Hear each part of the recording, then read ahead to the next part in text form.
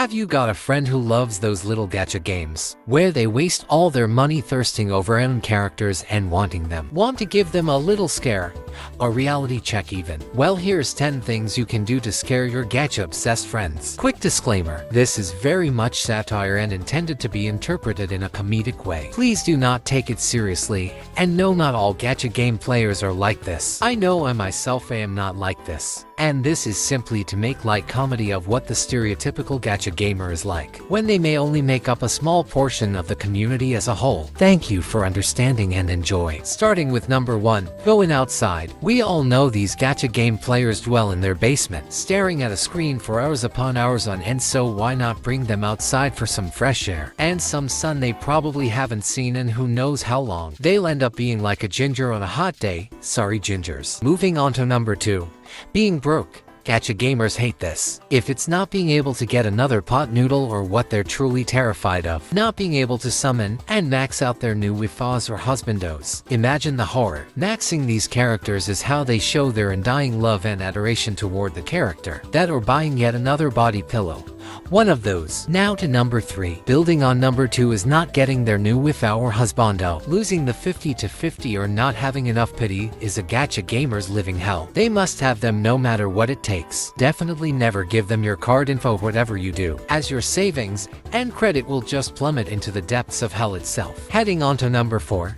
The banners ending. This is a double-edged sword in that they may be waiting for the banners to end so they can pull on the characters they want, or an absolutely terrifying time as they try and summon last minute, as who knows when that character will return. Moving on to number 5. Losing the 50-50. Oh, the pain, oh the agony. Spending all that money, building all that pity just to lose out to a standard character they already have 3 million copies off. It's the ultimate disappointment, as they know they'll have to build all that pity again to actually get the character they want. Saying hello to number 6. We got RNG. Wanting to have the best sets but constantly losing out because RNGesus decided to say no. Players hate that, and if you show them their bad artifact drops they might just cry. Onto number 7 is not having the best characters. For your stereotypical meta whale, this is hell. Not being able to clear endgame content with the most powerful and most recent meta characters is quite literally torture for them. No, they can't settle for old meta and the characters they already have. It has to be new and has to be relevant. What were you thinking? Moving to number 8. Reality. The reality of not being some gigachad surrounded by hot people and being the main character, but instead rotting